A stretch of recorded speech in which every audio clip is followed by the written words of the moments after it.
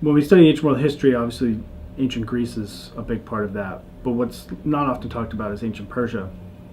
And the reason it got me thinking about that and kind of the backlash or the stereotypes of Muslims or Arabs in general is through certain movies. And the movie 300, which depicts the Battle of Thermopylae, and it has the Greeks as these like freedom fighting warriors who are, trying to defend themselves from this savage army. And I think that this is emblematic of some of the problem, and I think relates to the backlash against Muslims and Arabs, is that they assume that the movie is true and that the Greeks were the good guys and the Persians are the bad guys. And there's a lot more to that story.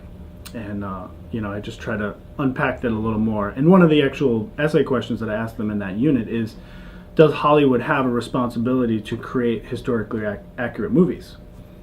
And some of the kids say no, some of the kids say yes, right? I mean, again, I'm not providing my opinion, I'm just,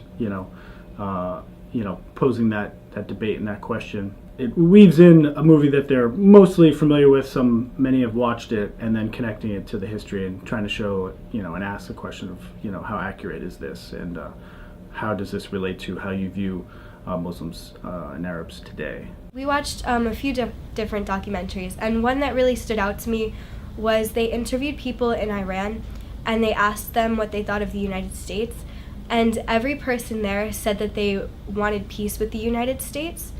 They interviewed some students in college, and they interviewed just random people off the street. And a lot of the anti-Americanism in Iran is from radical groups, not the common person. So it was really interesting because I never knew that. I think it's, my part in doing what I can to,